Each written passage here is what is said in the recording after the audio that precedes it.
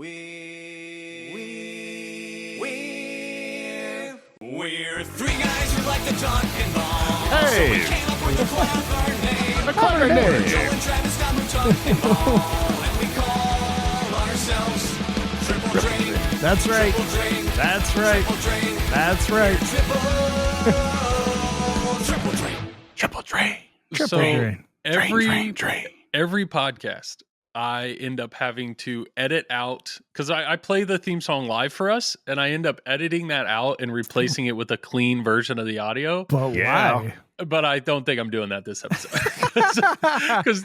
because normally somebody burps or like says something, but no, we got Hey, you guys were singing along. It was Sometimes great. you have to pass gas, you know? We do. We'll start off with huge shout to Raymond Davidson, who messaged us yesterday and said, "Where the heck is Triple Drain?" So here we are. We've been on hiatus. We have. Wait, this is where we do the first 5 minutes to where we apologize for I'm not apologizing for nothing. Oh, For Joel's nothing. finally learned. Hell yeah. No, There we go. This is the challenge when you create something like this, because the moment, for example, Predator is going to be revealed in like a day or two. Yeah, so- and we've been pins and needles. That's why we haven't podcast yet. Yeah. When But you that's have the three yeah. sexiest men in pinball, Dude. and they all Uh, have things to do. Yeah. Like people just don't understand pinball fame. Like oh, they wow. just yeah. yeah. Well, Yeah.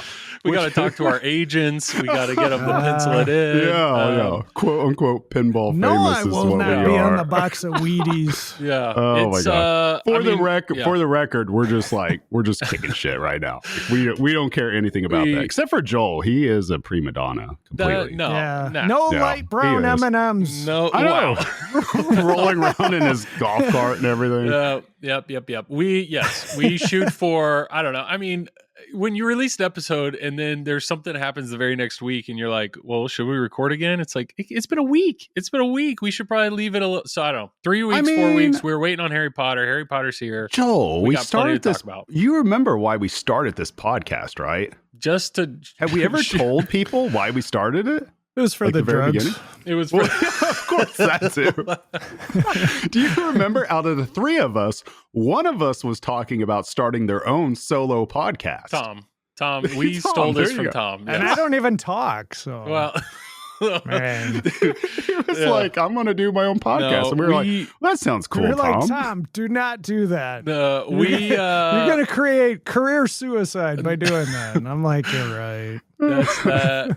No, this was an excuse for the three of us to move our Facebook conversations into an audible form that we just happen to share with other people, and we're having Exactly. a blast doing it. Right. This So episode- why do we need news to talk then, Joel? Oh, like, good have you point, gotten good so point, big yeah. that you only talk to Tom and I? I mean, we do like talk every day, just not We on do. a podcast. Tom, do you remember what's happened here since we first started? I don't Our remember. good old boy anything. Joel had like 8 viewers on Twitch, and we were there for him at the very beginning. through and we thick get- and He thin. had more than that.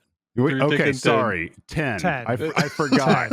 Sorry, I forgot. He probably logged his kids in and Oh, just had the man. iPad just sitting there. But then he's gone to where we're like, okay, I think there's going to be like 500 tonight watching him or something like that. And then he's gotten so big, Tom, that now we can talk in his chat. He doesn't say shit to us. He doesn't even realize we're true. there. Why No, do it's I true. not No. say anything? I know. Okay, just a thought. Why do you This is think? our time to talk. Why do you think I've said less in the chat recently? Is there any particular thing or naming that may have changed in our chat that's caused me to I'm talking type about in? the public stuff on Flipping Out. I'm not talking about our Facebook. And you're, okay. Oh, you're sorry. talking about flipping out with friends. Oh, We're doing does less everybody? of that. Yeah. Okay, fine. I'll tell everybody what I your haven't name even is in the noticed. chat. Yeah, why I'll is- tell them. It's Ass Flames Why? Why is that my name in the chat? because you said it. I You don't said think it. when did I say that? Search it up. I need You to. can see it. Just look up Ass Okay. Flames on our search history on the chat. Yeah. You'll see it. Yeah. I didn't And just make this shit up. I thought you did. I need to figure that out because I'm not that creative, Joel. all of This is You're what gonna I, be- this is what So, I deal with. Yeah, I'll make a random comment in Facebook or on the It's Facebook fantastic. Messenger, and then Travis screenshots the notification or whatever, and he's like, "Man, really coming from Ass Flames? That's a bold statement or something." It's like, why is that my nickname? Why did that? Because I don't know why that. But Dude, I need I to already look had at to that. explain to my wife why my notification says Ass Flames has sent you a video. Yeah, and your name's been Big Papa for a long time, long time. I love it when you call me Big Papa. And also in that chat, if we type Tom, it displays a cucumber, not a cucumber, an eggplant emoji across the whole thing. It's great. All right. Anyways, this is what people tune in for, right? So we got our 5 minutes of nonsense in. Got the jeez. Oh yeah, the serious part of the podcast now. This is what everybody skips through. My voice. Here we are. Let's talk about Harry Potter. We went through our show notes right before. We're like, what do we got to talk about? It's just Harry Potter. Harry Potter is the only thing we got. You got to talk about who contacted us. Who did? Oh yes, Jack Guarneri contacted us. He messaged the Triple Drain Facebook Messenger, and Jack Guarneri out of nowhere. He's never done that before, and he just said, "We can talk about Harry Potter now." And we're like, no, he said, if you guys are still in the podcast business, we can talk about Harry Potter now. And we're like, what? And then he goes, we can talk about episode, I think it was 35. And we're like, we're 65, right? We're 65 now. So I looked it up. It was 37, 35. What did we was the talk one about that then? just the title was Harry Potter, Holy Crap. That's all it was. That was the title. So we're like, all right. So Jack Guarneri's listened to one episode of our show, and Or I think maybe that's- Maybe we of one just show. haven't talked about Jersey Jack enough. well, I don't think we've talked No, plenty. We it's talked about true. everything. Avatar. Everybody and all loved that. our I Avatar know. takes. I don't know what you guys are talking about. But so yes, we had an opportunity to have Jack Guarneri on. I just don't think he knows what he would have signed up for if that was the case. And when it comes to interviews, we typically it's Loser not that Kid we does a great job with that. Yeah, it's not that we don't want anybody on. Obviously, like our dumbasses were at Stern for hours on end, like talking to everybody. True.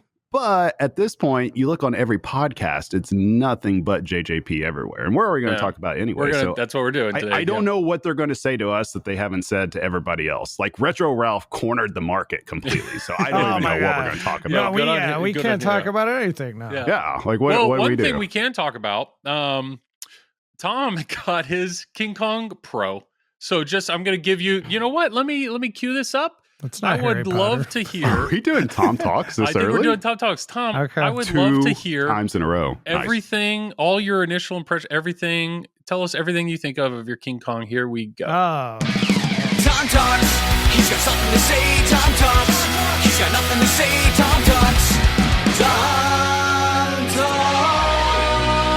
talks. I got nothing. Are we going to talk about my actual game or the hour-long stream I did of it with This is your- Zach McCarthy and You've got- Andy you got the Bagwell floor, man. destroying it? You got the floor. Okay. Well, where do I begin? I have 16 points to go through here. It's a great game. It shoots great. Obviously, it's early code. Joel, you know that. Mm.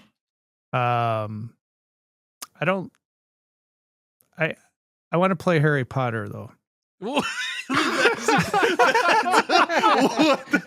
Keith Elwin listens to this podcast. He's probably sitting there just what? That's his. Okay, here. Let me feed you some questions here. First off, are you happy you got the Pro and not the LE? Yes. Why?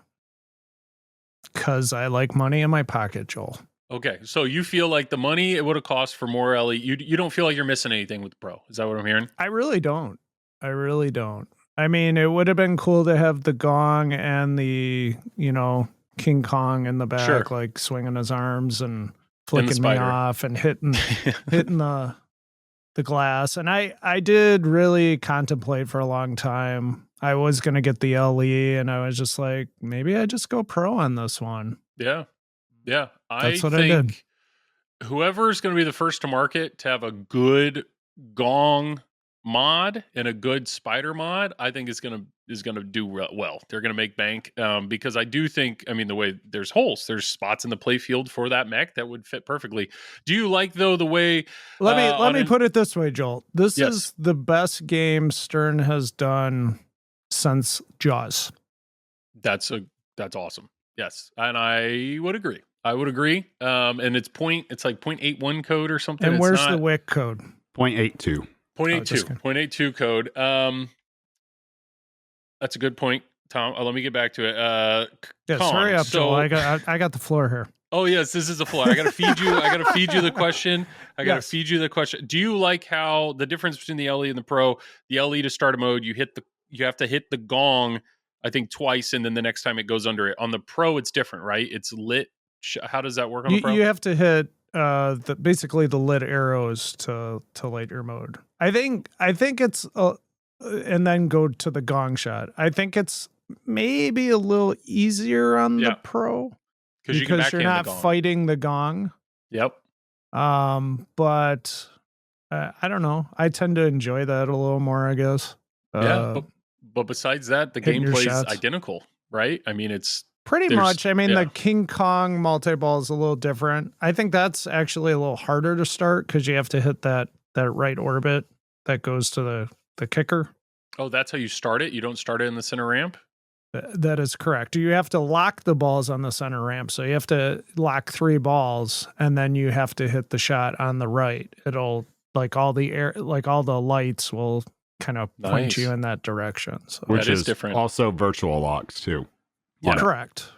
Yeah. So I think the other thing that's different too is the multi-ball, King Kong multi-ball, kind of how it works with the relock, because I think that's virtual as well. So you get like the 3 green arrows on it to light the center ramp, and originally on the premium and LE, it goes back into the train. It's like 15-20 seconds of 2x scoring. Yeah, on this, it holds it for you. Right. On this, I don't think it does. I think it's virtual. And I've said this before, like I'm not a huge fan of virtual lock, I'm not a huge fan of like mechanical locks. So I was going to ask that. So from a tournament standpoint, if you were to do a tournament on an LE right now, shit off. You would turn virtual locks on for the train, right? I would.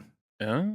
Yeah. Usually in tournaments, you see virtual locks more times than not. Otherwise, you might get a situation like, I don't know, 2023 Texas Pinball Festival Finals on Godzilla. But who did that happen to? I don't remember. That was real unfortunate. That was super unfortunate. Yeah, it was super unfortunate. Poor design, right? Isn't that what we came to? It was. It definitely wasn't my fault. I know that. Sucks to be you, Travis. So. Yeah, I'm glad you like your Kong Pro. I think it shoots amazing. Like I said, I think it's an awesome game. Yeah. I'm glad I got it. I think I'll definitely keep it for a long time. So, awesome. So I'm looking forward to some code updates. Round out Tom Talks. You know, Keith Elwin, he's considered probably the greatest designer, current pinball designer, but we all know he makes mistakes. He's flawed. He's not perfect. Wow. So what's your what did he do wrong, or what does he need to change or fix in King Kong, according to you? The design of it? I don't think anything. Okay, what about code? Yeah, that needs to change. I'm being serious. Tom Talk. He has something to say. Tom Talk. He has nothing to say. Tom Talk. It feels like we got to get out of this situation. I just wanted Zach Many. I just wanted to leave it on what's wrong with the code and you saying it needs to change. That's all I wanted. I just wanted that, but I couldn't find the button fast enough. I mean, it's early code. I mean, for what's there, it's great, but you can. I mean, there's certain things like the New York City events. Yeah. So are you meaning it needs to change or it needs to be enhanced? It needs to be enhanced. Okay. Is what I'm saying. Yeah, I agree. Okay. There needs to be more. I just saw tournament players dumping that mode because it was completely worthless to play. Yeah. Or is it?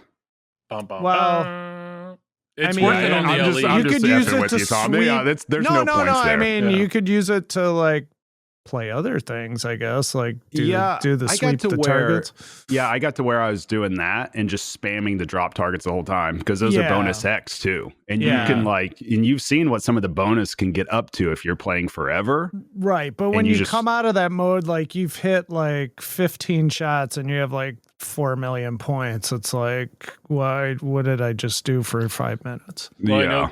Because that mode, I look at it as I try to play the mode, but once you hit different areas of the playfield to like break his chains, but once he's out, it just starts over. So it's I was looking at it as like I want to complete the mode. It's a placeholder at this point. Got it. I mean, to me, anyways, if that's the intended.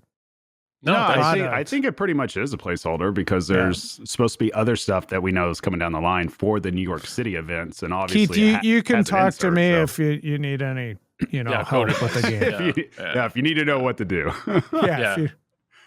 You're good with the computers and typing in the ones and the zeros. The only thing on Kong that I'm really waiting for outside of that is I want to know the power ups because I see those, but. Because it has a target for that, like a little stand-up target. We were talking about that last night. I was at a tournament. It was a King Kong launch party, which I didn't do well at. But did you do the strategy, Tom? I'm in the middle of editing that video and releasing it today or tomorrow, so I'm super slow. I don't know what the strategy. It's the not drain strategy. What was the first mode you picked? I do have one strategy which I have not seen anybody do. And I'm not going to share that here because I need to use that at some launch parties. Ooh. But I might accidentally ruin his strategy, Joel. He might, but of course I'm looking at it differently than Joel. Like Joel's strategy is to experience the game. I want to fight T-Rex, bro. But at a launch party, you want to score points. Like experiencing the game doesn't equal a win, Joel. Let's just say Neil has done things that no human should be able to do on the game. Neil McRae, right? Yeah. Does it involve stopping a timer and hitting a combo over and over and over again? No. No. I'm not saying what it is. He's got the Neil strat. Well, that's a tease. That's a tease. Okay. I can't wait for you to use that strat and blow it up. Joel, what's your strat? You did a tutorial on it. What's your strat? I am all about progression. All about progression all the time. I don't care. That's fair. Multipliers, don't care. Just progression. That's your your strategy is just to play the game?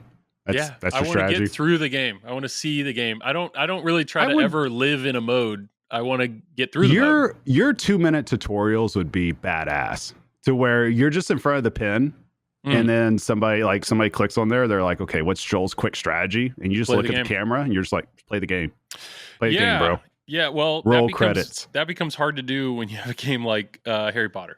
Like these games. Potter. Yes, I do want to talk about Potter. I just want to make one side comment because I actually played for points the other day, and what I mean by this, no, you didn't. I did. You tilted away 270 or 90 million. It happens. Life happens. Okay, that's not playing for points. What I want to say was, happens. A few weeks back, I had to travel for work. I went to Europe, and I was in Belgium for work, and I just wanted to mention the power of Insider Connect. The power of Insider Connect for two reasons. One, I went to a pinball bar with some coworkers. They saw the display, and they're like, "Wait, what's that?" I was like, "Oh, it tracks the high scores." They're like, "Can you get on that board?" I'll try. And that's all we did all night I was playing games to try to get my name on the board. I will tell you, I successfully got my name on the board on every game I played. Was it number one? It was not number one. Shout out to Buck Rogers is his name. Buck Rogers. He was number one on every game. Every game. Another weird thing, which you're going to laugh at. Sounds like such a made-up story, Tom. No. This is not. Is that Joel's porn name? I was in Belgium with coworkers, and I'm putting up scores. This is real. Buck Rogers. You can check it out. You can check it out because Comic Sans Brussels, they actually took a picture of me and put it on Facebook. Anyways, Buck Rogers, they won. Every game was 5-ball. That was weird. That was weird to me. 5-ball. Okay, now we're getting into it. On location, going to 5-ball. That was strange to me. But I got on the board. It was fun. How many dollars does it cost to play the game? It was €1.50. Oh, Yeah. you were So in Europe. I was in Belgium. How many dollars is that? I I don't know the I exchange thought it was rate. Belgium, Indiana. No. No, So he's talking the about reason I wanted to Europe. bring the reason I wanted to bring this up, which blew my mind, was one, it was really fun. It was a fun way to play the game. I wasn't trying to play for progression. I was just trying to teach my coworkers how to play and get high scores. And actually changing my brain on like not trying to focus on things and just try to focus on points was a fun change. It was a fun change of pace. The second thing that I thought was really cool was once I got home, I got 2 different Facebook messages, and it was people that happened to play at those bars, see my name, Joel Bob, and message me like, "Were you in Belgium?" And I was like, "I was." And I just think that's a really neat. I don't know. I just think that's really kind of a crazy experience. Cool. And long story short, the guy Buck Rogers was one of the guys that reached out to me because he's like, "Hey, I saw your username." I don't know. I just thought it was one of those things. I'm assuming every arcade owner loves Insider Connected just because it motivated us to keep playing just to get our name on that board. Absolutely. And that was something that's different than I've experienced. I don't know. It's really cool. That's my side story. Okay, Potter. We're how many? 20 minutes in. Perfect. This is what everybody clicked on. Everybody's ready to do a. I love Potter. the side tangent or the side story about going to Europe, trying to get on leaderboards on 5-ball Stern pinball machines. And I did it. Be proud of me. It's You hard. did it, buddy. I did it. I want you to be proud. I want you to say it. Can you please? What games did you play before we move on? It's just I'm proud of you, Joel. That's it. I can't be proud until I know what games you played. What'd you get scores on? I played Turtles. I played Godzilla. I played Jaws. I played Stranger Things. I played X-Men, Metallica, Jurassic What did you get Park. on the board of? I don't have to share my numbers, right? I mean, Well, no, you don't. No, I got on the board for all those. I played every game until I was on the board. My highest 2 were Jaws and Godzilla. I got 4th. Did this place boards. just open last week? Like, how is this possible? How did you get on the board? Well, I don't know. I would say so. Godzilla. I remember the Godzilla. Was it empty in there? The Godzilla board. Did they reset the leaderboards for the beginning of the month? I don't. Buck Rogers, feel free to write into tripletrain@gmail.com. Let us know because he had the high scores. Like the Godzilla number 1 was 2-point-something billion. That's pretty good. Which is good. But to me, I ended up with 4th. I only played it one time, but like my final score was, I think it was like 700 million was my final score.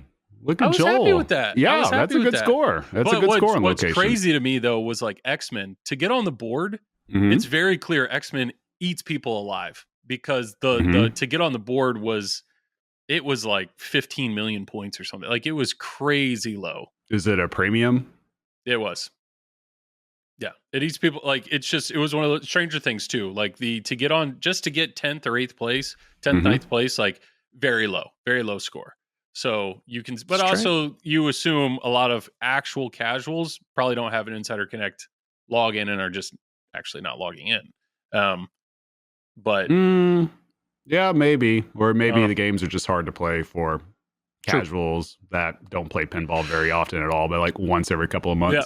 Turtles was easy to get on the board. Oh my God, will you get to Potter? And yes, he's asking these questions. Oh, okay, let's talk about Potter. What do you want to? I've had Potter now in the house for a few days.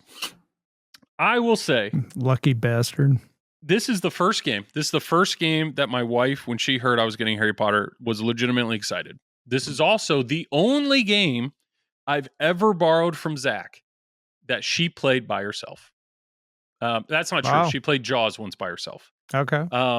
Otherwise, like she was down here with the kids, and next thing I hear, I was upstairs, I heard pinball noises, and it's like she turned on the game to play it by herself because she loves Harry Potter. Harry Potter is a theme that she resonates with.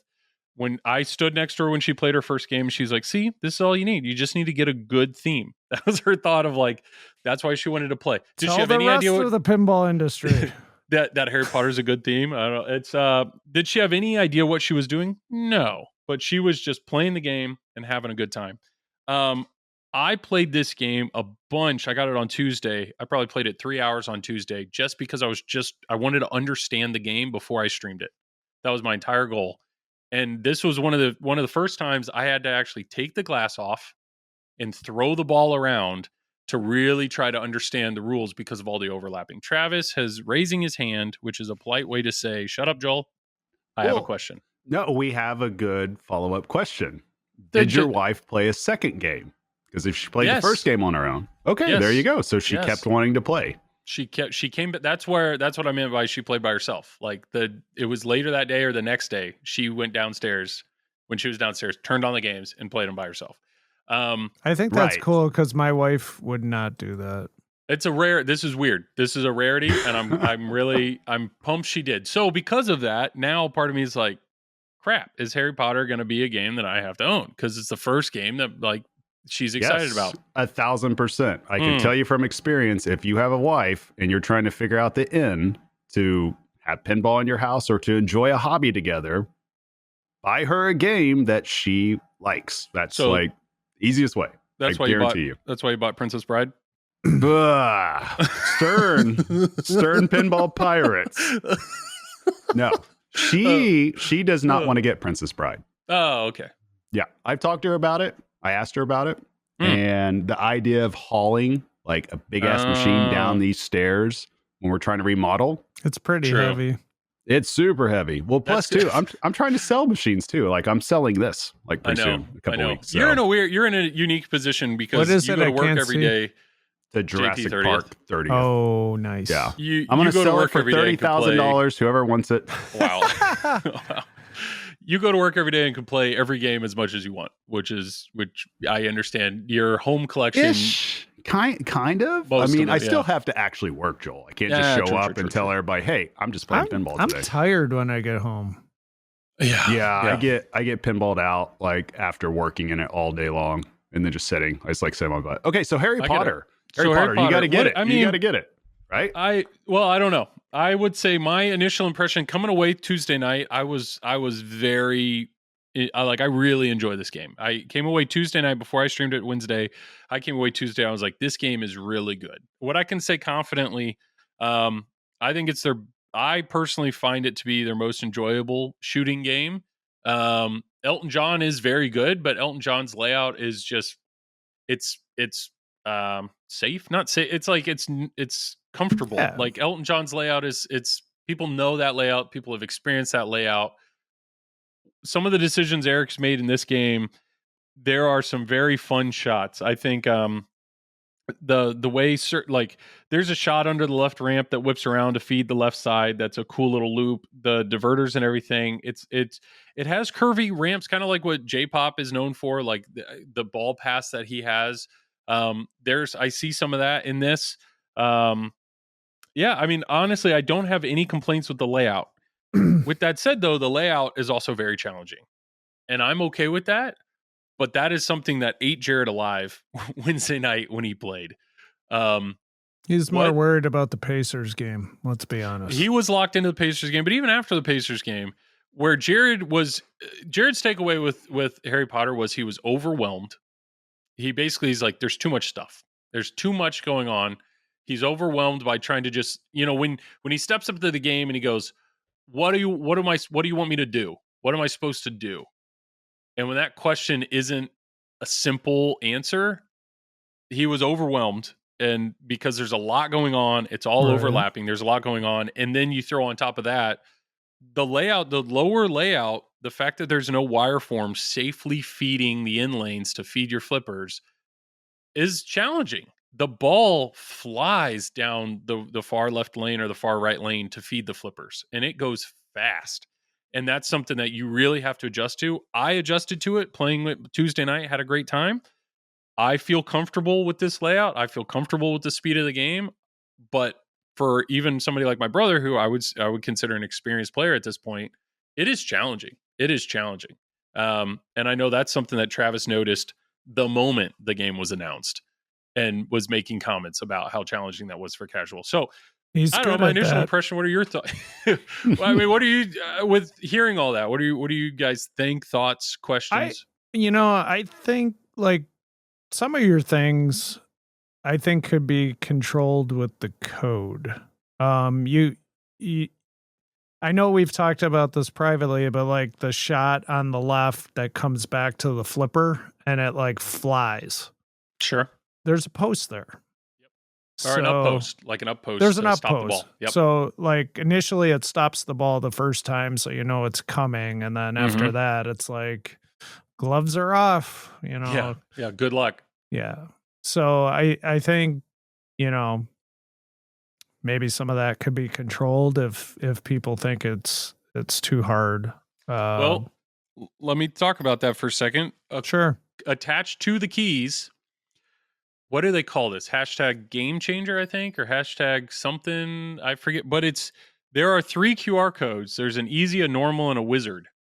So the thought is when you hit start and it's ball 1, if you hold up a QR code, if I hold up easy in front of the camera, it just changes for that individual player. It changes the code to easy settings. So how does that make the design easier to shoot?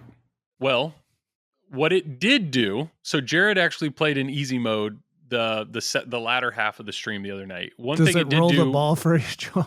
No. How does it make the design easier to shoot? Well, it doesn't. It doesn't. Oh, okay. It All right, doesn't. so we can go ahead then. But what it so like explore Hogwarts multi-ball. To do that, you have the main ramp in the middle, and then you have the staircase mech on the right.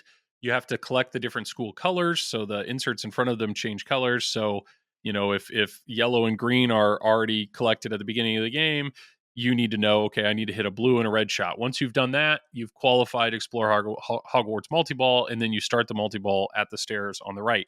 So it's minimum 3 shots to start multi-ball. If it's in easy mode, it's already lit. All you have to do is hit the stairs one time, boom, you're in multi-ball. So there are things like that, and I think I need to pay attention more to see the differences, but I think even when you're playing the modes or the modes are running in the background, I think more shots are lit, or maybe it gives you more time. I don't know, but they've adjusted all the software. But you're right. They could, in easy mode, they could have it where that up post stops the ball every time or something so that it's a slower feed to the left flipper. They could have ball saves be longer. They could have the spell on the right that protects you from the outlane. That could be lit twice as much. I don't know. I mean, there's stuff that they could do, but you still have to hit the shot, right? I mean, is that what you're getting at, Travis? You still have to hit the shot, even in easy mode? In most games. We're talking about 2 different things, though. We're talking about software accessibility and playfield design, like physical design accessibility. And that's only going to be relative to whatever the end user, what their skill set is, right? Like like it doesn't matter. It could be the easiest coded game in the world, but if somebody doesn't have the flipper skills or understand how to do anything, right, with their flippers, like it's not going to matter. So I think it's just 2 separate things, but the last thing you want to do is design a game to where it's so overwhelming that you have to have software compensating for multiple things. Like you're always going to have it compensating for a few things. Like that's natural. That happens. It's a physical game. But if you're trying to compensate for so many things, like to me, it's just game theory wise and game design wise, you got to be careful of that. But it's understandable why you would have to do that, though. Sometimes it just is what it is. Eric mentioned in the Eric Minier, designer of the game, he mentioned this in the Loser Kid podcast that almost every shot on the game can be diverted or stopped. And so his thought was, if you make the layout challenging, but yet you make the layout where it could be diverted or the ball could be stopped, or you can change it in software to make that aspect easier, then you have the ability to make the game easier. While, I mean, we've all played pinball machines where the layout itself is super easy, and you really can't do anything to make the game harder unless you start pulling out posts, removing ball gates, that is true, making physical altercations.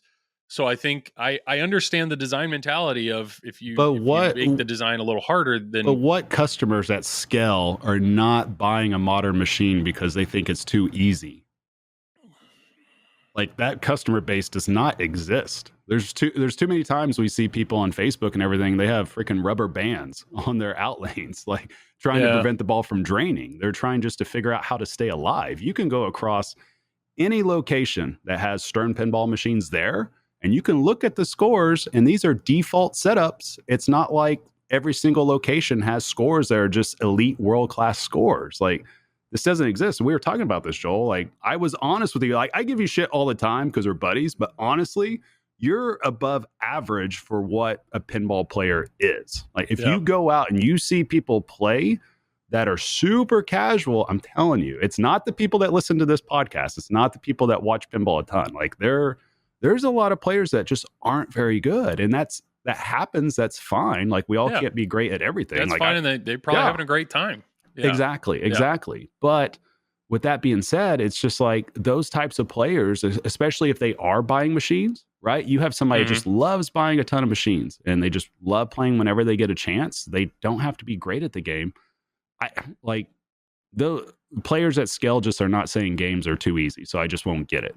Like if it's too easy, if it's too easy for them, they'll just move on. But they've already bought it. They're already a customer. They've already converted. Like, you know what I mean? We'd be talking about people not buying a game at the very beginning because they're like, okay, it's just too easy. Like I don't want to buy it because of that. So like we just don't see that happen often at all. Like I can't recall. I mean, there might be. Hopefully, somebody knows. Maybe you guys know. Has there been any game in recent memory that's come out to where it goes on location, and everything, and everybody's like, "This game is just too easy to play. I'm not going to buy it."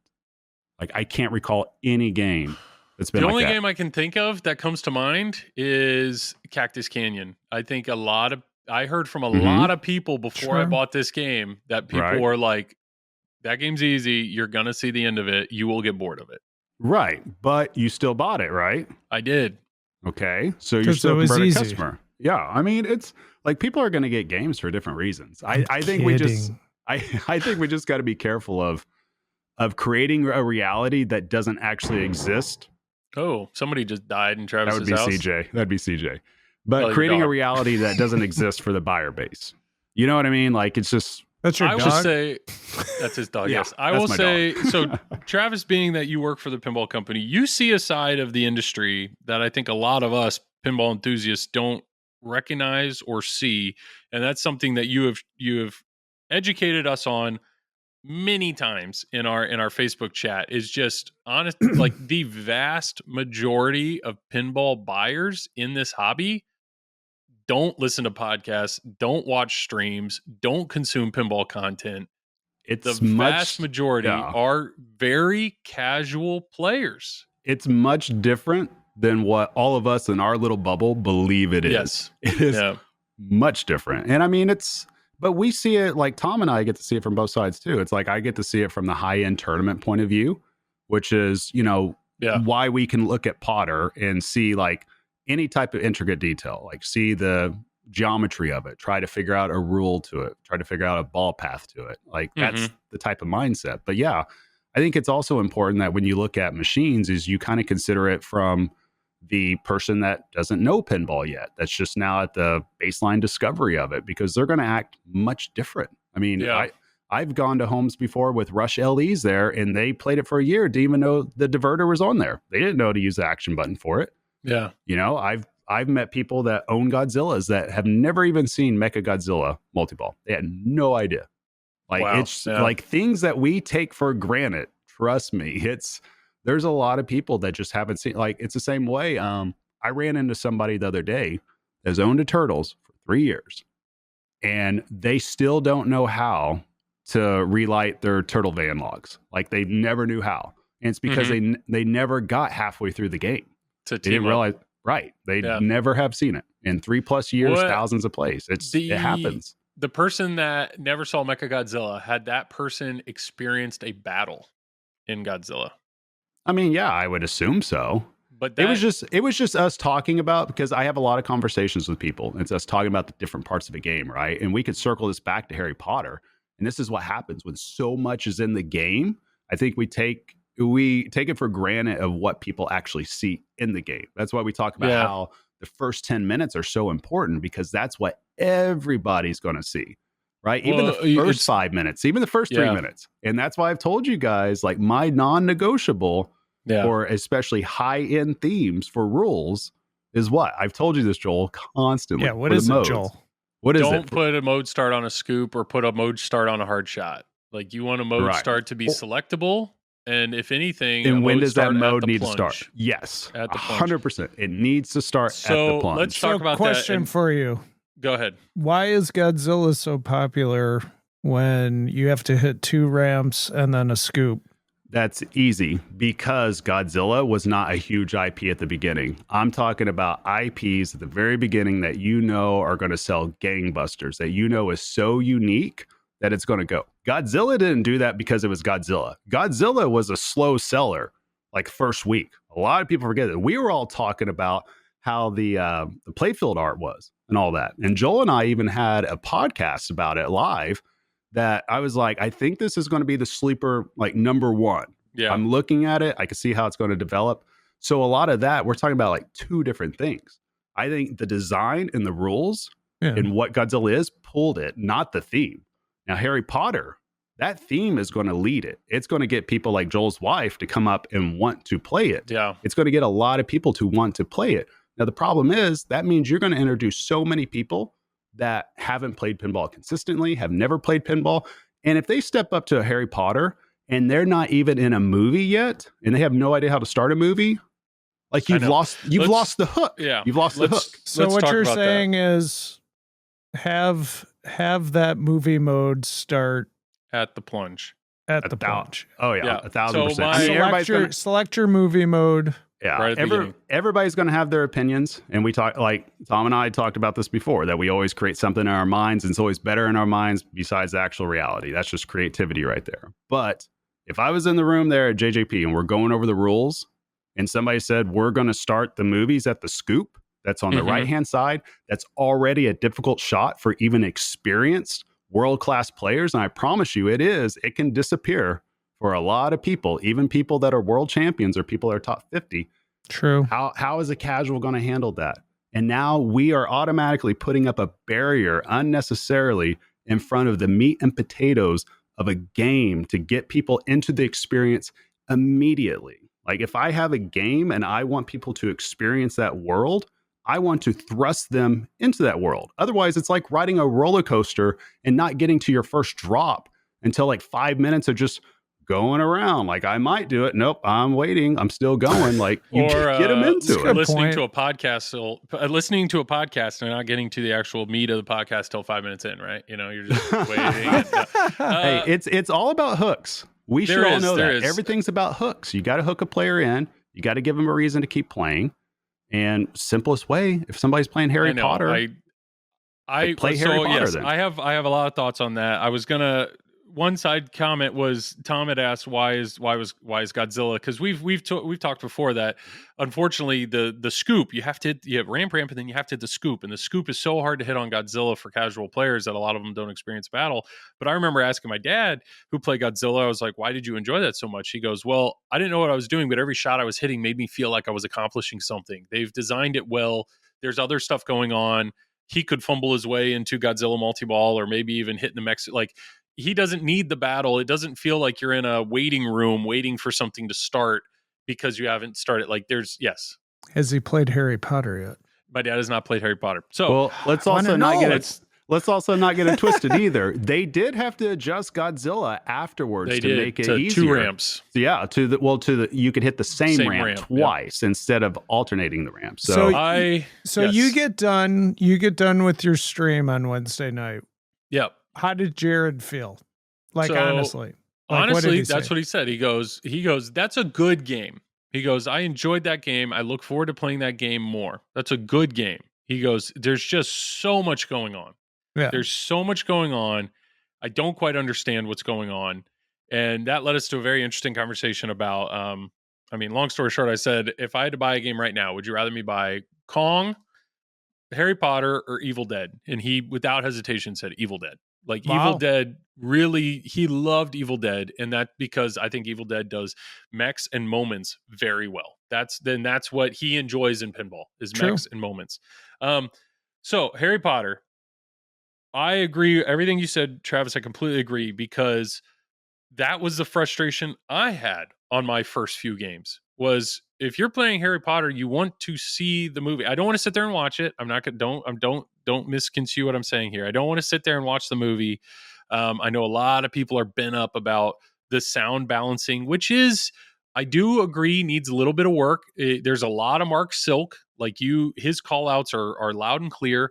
The music's great. David Thiel did a great job with the music and the fanfare.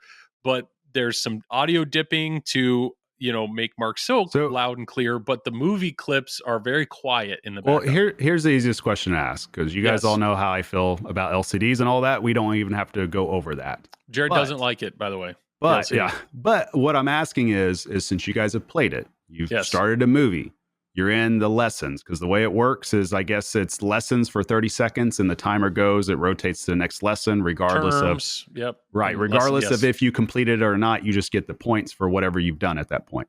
Yep. My question is, does it feel like you're actually playing that movie? Do you realize what scene of that movie you're playing and you're going? Because like if I take it to Rush, which is Tom's baby, like that is very well integrated to where I feel like the modes actually are what they are. I will say yes and no. And what I mean is when I took the glass off. Let's go. No. When I took the glass off, I took the glass off and started throwing the ball around, and what that allowed me to do was focus.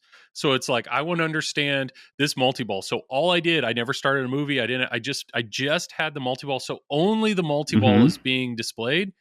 It's very easy to see what you're saying. So if you're only playing a movie and only the movie shots are lit, yes, they actually did a decent job of like, oh, this movie's with Ron, so the Ron targets are lit. Joel, you're saying that in order to understand what's going on, you have to have the glass off. That's why and it's just yes use your and hands. no. I think the modes themselves, they just like that's something I think Simpsons does well, where the modes, Homer's Day, you're hitting the areas of the playfield that are Homer's Day. They made that mode immersive. I think there are modes in Harry Potter, as in the lessons, that if you can focus on just the lit shots, they do correspond to what's going on in the scene well. Of course they will, but it's about the totality of the package, not the individuality of everything. Because if you take the glass off, of course you can isolate anything, but nobody's going to go on location and say, hey, if glass off, I want to experience this right now. Like, you know what I mean? If you have a lesson going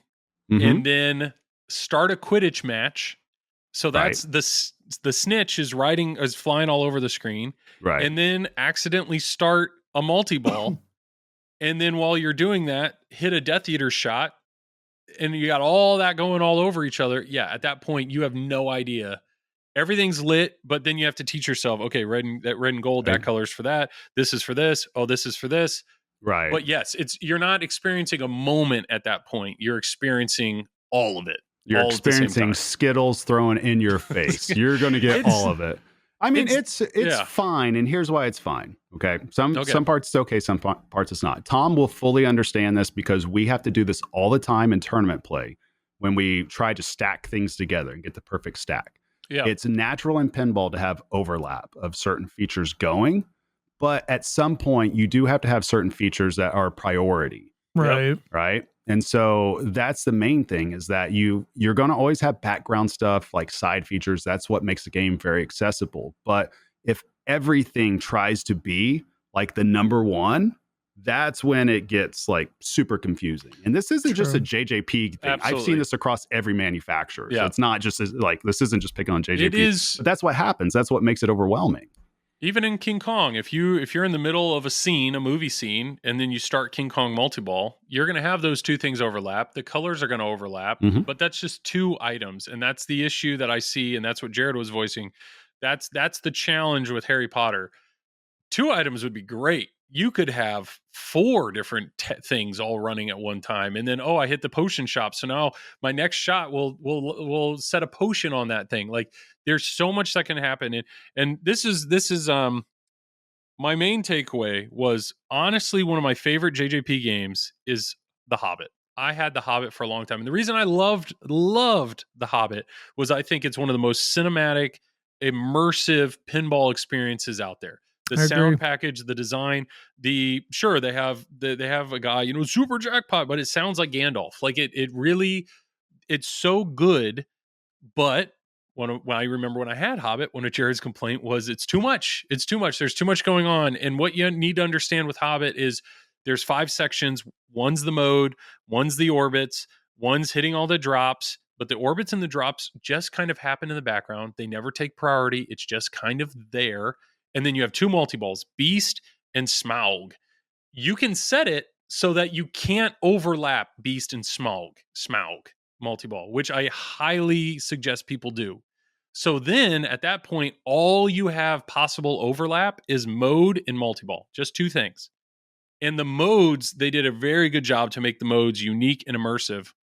But the biggest reason I loved Hobbit was once you've done all 5 things, that unlocks the mini wizard mode, the out of the fire, into the fire. And that mini wizard mode dominates, it shuts everything else off. You're only experiencing that mode. It goes full screen.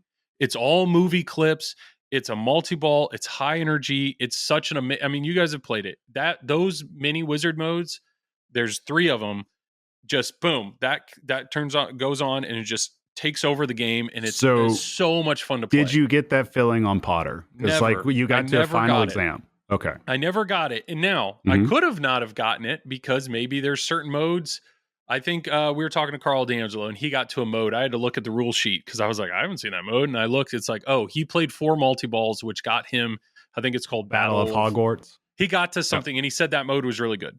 So it's like, okay, there might be experiences like that, but they look pretty deep into the game. To me, yes, if we're talking about logistically, if the thought of a mode is a movie, you would think the pinnacle, the end of that movie should be something epic.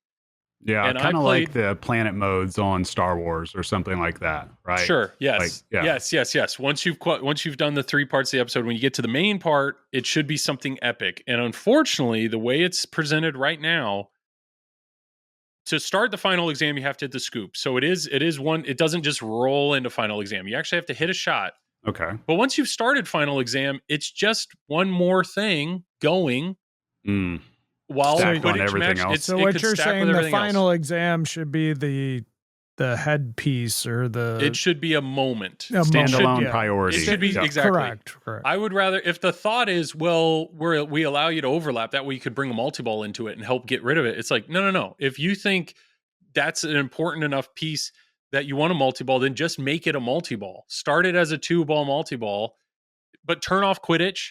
Turn off Explore Hogwarts, turn off the Golden Trio multi-ball. Just let me live in that mode then until I either fail it or beat it. That's to me, and that's what a lot of the feedback is on Facebook and Pinside is like, I read it, Joel got to final exam and it was just happening. And then I even beat one and I beat it and I didn't even know I beat it. Like, because it just ended. So those are... Yeah. Well, and hopefully that's just something with early code that they're going to... I would... Sure. Maybe. But we don't know. We don't know. So, I mean, do you think it's one of those things, guys, that maybe because the rule or the design is going to be a little bit tougher for players to play, that there's just a focused effort to try to cram as much as possible, like we talked about into that first 10 minutes. So it's like they want everything to go. I think that's generally what happens in Jersey Jack games. I mean, you're Wizard of Oz, Hobbit, maybe Wonka. Yeah. I think the only one I've never felt that on is Dialed In. That's maybe, the only one. And it can Elton get there. John too. Elton John was good. Elton John lets you breathe a little bit. Yep. I mean, you can start stacking a lot. But it lets you breathe. Yeah, but it doesn't feel like you're stacking like 9 things together. Let's put it right. that way. You're not getting hit over the head with it. Right. I don't mind having everything available right at the beginning. Like I don't mind the overlap, but I do mind. I mean, it kind of sounds like you do, Joel. Well, no, everything's going at once. I don't want it. I don't want it all the time. I want final exam. I want the final exams to be a moment, and right now they're not. I find it frustrating if somehow I got through ball 1 and never started a mode. Like the fact that that scoop is harder to hit than I think it should be. So to me, there's going to be people going a full game without playing. Absolutely, casuals will never see a movie clip. I guarantee they will never. A casual, even the multi-balls, some of them are challenging unless they put it in easy mode. But like Golden Trio multi-ball, there's a lot you have to do to start that multi-ball. There will be casuals that may never see a movie clip because if they don't start a mode or don't start a multi-ball, then they're playing in this limbo world for all 3 balls. So there's, just like most JJP games, there's a lot of skill shots and you can select them with the button. even if they give us that option of like, you give up your skill shot to just get into a mode, that would be great. Now, I don't know, for a casual, they may not understand that they can, like, it would need to be communicated in a good way. For easy mode, I absolutely expected when Jared scanned that easy mode thing that it would like give him in the mode.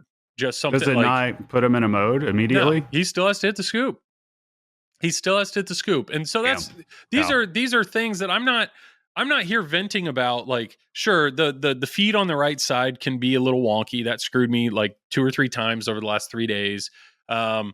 And it is super fast. I think some of the shots are challenging, the under the flipper shot, but it's the more that I play, I will get better at those shots. But the experience that I want out of Harry Potter, I think currently is going to be hard for a casual player to really experience, because hitting the scoop to get into a movie is a hard task. I don't think my wife I don't know if she's experienced a movie yet, out of the 2 or 3 games she's played. So I absolutely agree with you. I think they should allow you to select the movie right at the beginning, or make it more than if Eric's saying they've designed it where almost every shot in the game will divert the ball, then make it lit at the beginning where all the advanced term shots are lit.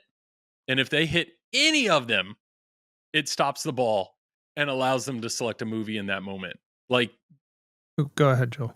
But that's what I'm saying. Like, just allow somebody to get into a movie as soon as possible, because there's 6 movies. So if I was a casual and I select movie number 1 and I drain, they're going to go, I want to see what the other 5 movies are. They're going to play that game 5 more times to see the other 6, to see all 6 movies, or to start all 6 movies. But right now, if somebody walks up to the game and doesn't experience anything, that was Harry Potter, they move on. I mean, I think the other part is like, if everything's going at the same time, my concern is that somebody that's playing may not even realize that they are supposed to be experiencing the movie, right? They might fall into the scoop, like not the side, but the front, start, like, pick whatever. They're like, okay, I guess I'll go with this. Yeah. But then it's just fighting for dear life. Like, they're not going to look up at the LCD and be like, oh, I'm supposed to hit these. It's just trying to figure out, okay, out of everything that's lit, I'm just going to keep flipping, and whatever advances.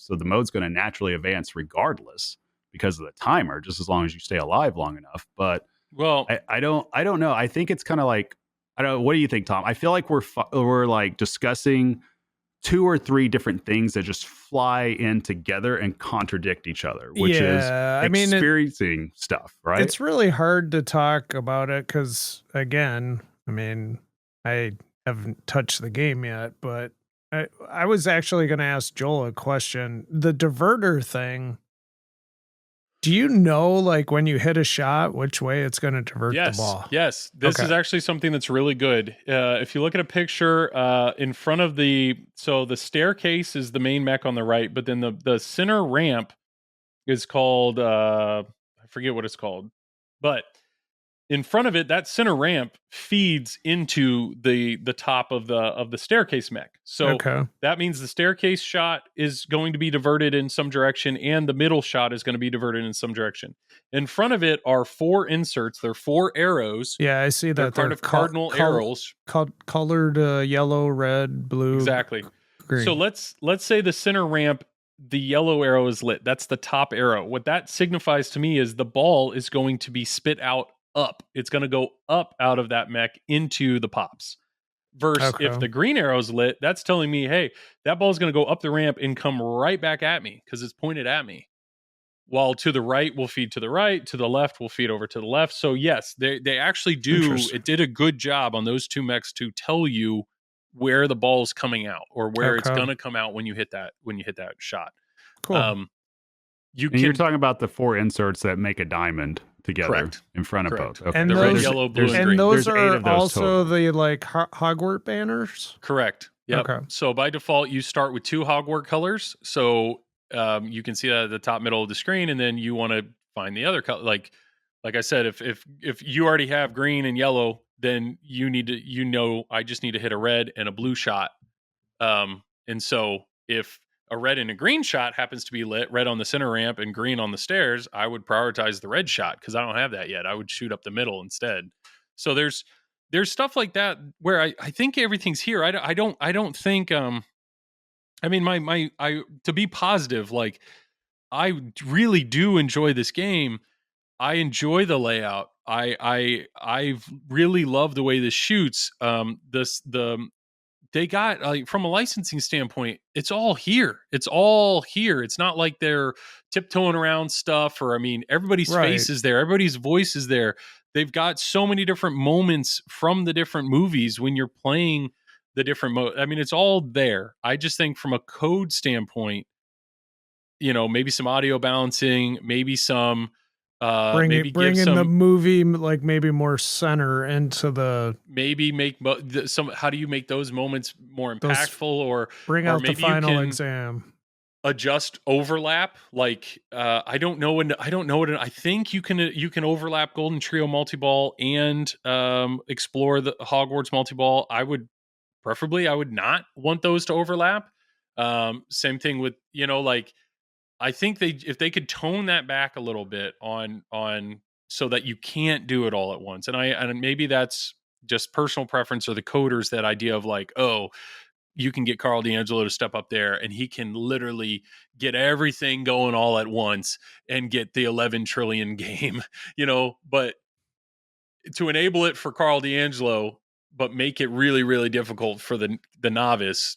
Sorry, Carl, I feel like we should probably prioritize the novice, like, I don't. I'm not a game designer. I'm not a code designer. No, 1,000%. You design games and design code for pinball players, but you can't do everything just geared towards elite players. If you do that, you're going to lose 99% of everybody else. You got to be very careful of that. You got to have accessibility.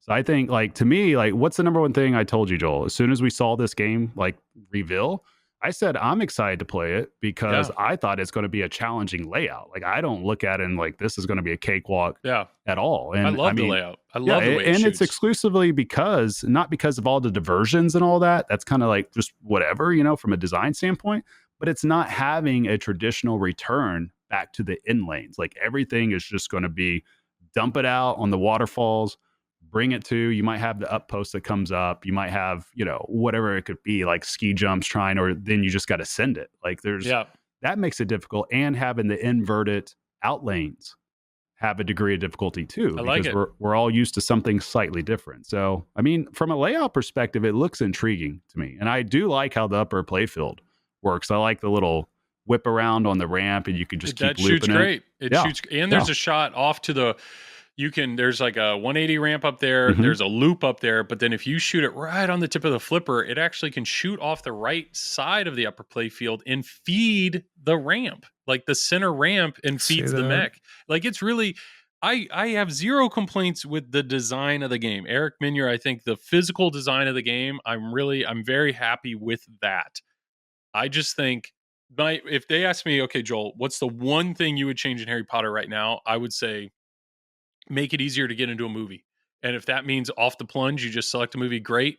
Eric's rebuttal is going to be, it's one shot. Like, it's lit by default. All you have to do is hit the scoop. It's one shot to get into a movie. But unfortunately, they made it a difficult shot. If it was shoot the center ramp to start a movie, okay, I could maybe see that. That's one. It's right up the middle. It's the easiest shot in the game. Okay, I could see that. Well, I mean, it's kind of like, why even have it like that, though? Because at least in other games, like, and Tom, you could probably notice this, like on Godzilla, for instance, right? Even though it's at the scoop, you still got to hit a few other shots to get it going, but you're making progress elsewhere. I can hit a ramp and get that ball to a flipper. On this game, there's no wire form to a flipper. Yeah. Right. So it's automatically it's going to automatically be tougher for anybody. You have to get under control. You got to get under control. I mean, how do you do that? I mean, it's almost like a early solid state, right? I mean, 1,000%. That's the number one thing I noticed. 1,000%. Yeah. I mean, it's honestly, I view it the same way as, like, if you're playing World Cup soccer and you can't start a match, until you hit the final scoop, the scoop like that. It's a challenging scoop, which seems somewhat center. Like, it's not the far right. It's not like the That's pretty far right. But it's not like it's the Metallica scoop or the Guardians of the Galaxy scoop. Well, just imagine that. Imagine Guardians of the Galaxy, but you will not experience any character mode until you hit the scoop on the right. And you can't backhand that scoop, You right? cannot backhand the scoop. Well, and here's the hilarious part. With Guardians of the Galaxy, for high level tournaments, there's a setting there where you make it to where you can't have your modes at the plunge, where you have to qualify it into the scoop. Which, that's to like, me, because that makes it more difficult. So if we're talking about pure accessibility, here's the difficulty things. If they did that for easy, okay, I would be okay with it. Make it easy. Make you log in with easy, great. You log in with normal, no.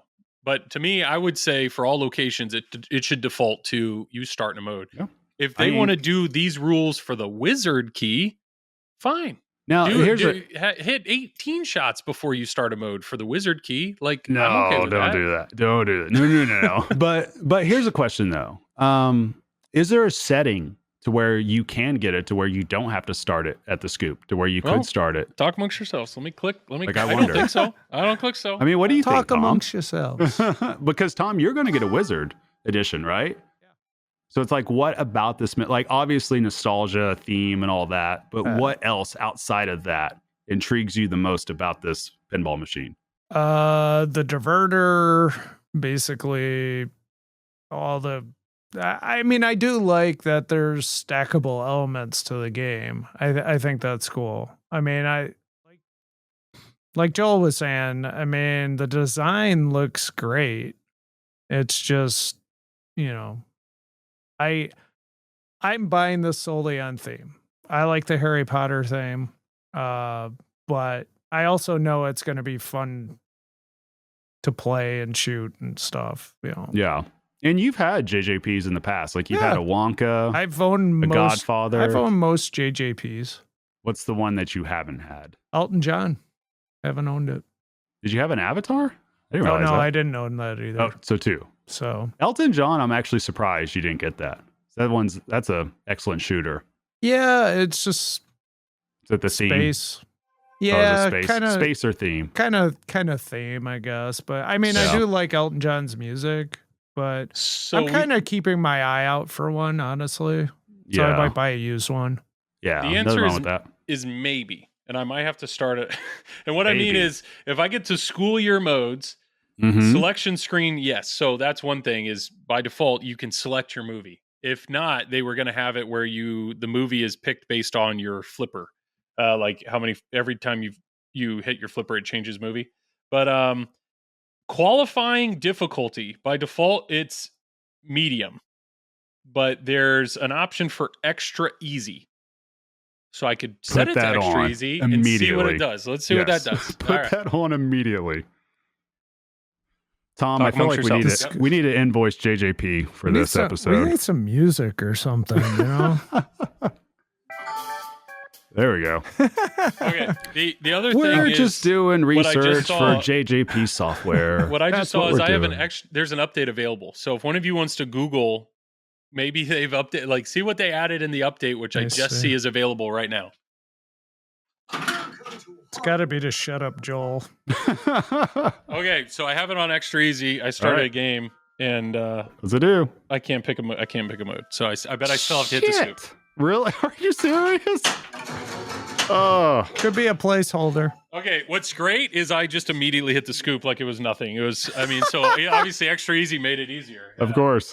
Joel's proving this. Yeah, I literally plunged it to the left flipper and just drilled the scoop like it was nothing.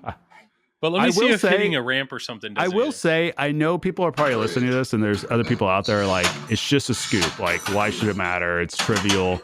But I promise you, there is so many people that play pinball that either are not on Pinside, they're not on Facebook, they don't watch YouTube, they don't listen to this. They just play. They have no idea to look up stuff. And those are the people like you want to reach. That's how you grow an industry. That's how you get people fully involved, is you make them have fun. You hook them to it. And, there's just having somebody play a game and never start a mode from a massive IP. I think you just got to be super careful about that. So here's a question. Mm-hmm. Where do I find the code on Jersey Jack's support Oh, center. here it is, right here. Center? Okay, so the new release as of today added QR difficulty at track mode page. I don't know. QR code. Updated Death Eater multi-ball rules. Increased Nocturne alley scoring. Updated status report and fixed a bug. Corrected an issue with the QR no, they didn't. They're not fixing it. They didn't add it on plunge or anything. No. It's okay. It's I doubt anybody else is really going to be talking about this issue, but overall, I can guarantee you more people would buy this game and more people would be involved in this game if they felt like they were making like actual progression towards movies early on. So this is a shout out Elizabeth Gieske. She said one thing, when you read feedback like this, you don't necessarily have to give them the feature, but maybe give them the option to turn it on or out. Like all they have to do is make that a setting in the game. If Eric's vision is no, you need to hit the scoop to start a mode. Well, if they just add it, if they made right there the starting difficulty, if extra easy is start on plunge, then just add it in the code, and then people at home or operators can decide whether or not they want to turn it on. That's what Elizabeth's main quote was. She goes, "Don't ever remove something from the game. Just make it a rule that you can adjust. Make it an adjustment." So that I think that would be a huge thing that they could do to make this game even more, because it's all here. It's all there. It's just it's a single rule change, and I don't want to come off like I'm not enjoying this game. Honestly, I'm really enjoying this game. I'm just trying to wrap my head around. It's just true though, because even if you go look at the video, Joel, we were talking about this. There's like 3+ minutes to where you're trying to hit the scoop. I know. And shit just happens sometimes. The shot leaves all of us. I mean, I guarantee you, I'm going to play a few games of Harry Potter and probably not start a movie either. I might have to figure out the scoop as well. We've all been there. I'm just looking at it from the perspective of, well, players should just be able just to hit it. More or less, I'm just looking at it from everybody should have access to it. That's the most important part. I'm looking at the pinball rules flow sheet, and it's time turner spinner to light start term hit scoop, and then so you actually have to hit the spinner first. No, I think that's on harder settings, or I think that's once you finished a term to start the next one. You have to hit that shot, which should not happen either. It should automatically be lit immediately. We have there's somebody we chat with who's a very good player that their response after playing the game was scoop is stupid. So they just even a good player that we know. I've heard it from multiple people. I'm not. Now, that's not just one. If Eric, if you're listening to this, I honestly, I don't mind. Like, I don't think the design of the scoop is bad. Like, it's just he does. Eric, Joel's been shitting on it all podcast. You need to rewind this episode. There are times when you're playing modes where you have to either hit under the flipper on the right, or you have to hit the scoop. And sure, when those shots are lit, to me, I'm like, oh, this is going to be a challenge. Like but I'm okay with that. I'm okay with having spots on a playfield be challenging. I'm okay with that. But don't make that if Jared says, what am I supposed to do when he steps into the game? The first thing he should do is hit the scoop. And yet the very first thing he should do in that game is the most challenging shot on the game, in my opinion, or one of them. That's hard. That's a hard thing to get around. Because also, you're trying to lead somebody to get to a multi-ball. Okay, now I can explain the diverters. Oh, you want to get the colors, so hit this and this. Golden Trio. To start Golden Trio multi-ball, you have to spell Hermione. That's 2 stand-up targets that you have to hit to spell her name. You have where are those stand-up targets at? They're the left ramp? Or by the left ramp. Yep. Okay. So you have to spell her name, you have to spell Ron, that's 3 letters, and you have to spell Harry, so they have to go through the in-lane, out-lanes to spell Harry. You can move it with your flippers. That's a lot, and you have to lock 3 balls. That's a lot of individual things you have to do to get to that multi-ball. Tough. I don't think my wife will ever see that multi-ball, ever. And that's okay, because difficulty settings, if she plays an easy mode, then more of Hermione's already spelled or more of Harry's already spelled. There are skill shots. That's what I do. I I do the Harry skill shot. So you just short plunge and boom, it spells Harry automatically. Or you do the Hermione skill shot where you just have to hit one of her targets one time and it'll spell her whole name as a skill shot. There's things you can do to get around it. But these are the things, and this is the hopefully is taken as constructive criticism. But these are things that could be adjusted or changed to make the game great. Like, and Joel, yeah. I promise you, nobody's getting pissed off by us saying the mode should start at the plunge. Okay. I promise you. Everybody has thick skin in this industry. What we're looking at here is the rule set overall. What I see on the sheet, what I've watched, is generally okay, in my opinion. Like, the overlap is whatever. You can always prioritize things. I think the layout is intriguing. I think the way it shoots is intriguing. I'm excited to play it overall. I think more than anything, it's just like our opinions are our opinions, and mine's always going to squarely be, I want everybody to experience the first minute or 2 minutes of the game, and then progressively other features get a little bit more difficult to get to. So that way you have the carrot on the stick for the experienced players, but you need the carrot on the stick for everybody at the very beginning, especially if you're wanting a game to really take off and really have longevity. Because if you don't have that, and we've seen it, I'm not going to name games, but we've seen it across every single manufacturer. If you have a game that's not highly accessible to everybody in the first couple of minutes, it's DOA. It's like, it just is. And yet Joel, you have tell a us hard time about your recovering from that. Halloween experience. I know. There you go. No, I see it. I understand that, yes, if modern pinball is typically wrapped around or like focused around modes, and if you make your game, if you make your game so people can't experience a mode, they're missing it. And you said something earlier, Travis, about how important the first 5 or 10 minute experience is for a game. Realistically, there are a lot of people that will own this game, and the first 5-10 minutes of the game is all they will ever see, ever. So if you make these amazing, epic things 15, 20, 25 minutes into the game, you're going to have an entire buyer base that will never experience it. And that's fine for like a wizard mode. But when you're just talking about a mode, like that's my one holdup on Godzilla. I think there are plenty of people that probably have never experienced a battle. And honestly, the battles are awesome. But luckily, there's plenty of other fun things that they're experiencing. So this is what I really, that's why I have so much respect for game designers and game coders, because trying to balance that, something that'll keep the two of you guys entertained, because you can get 45 minutes deep into a game and yet keep somebody like myself, my brother, my wife entertained.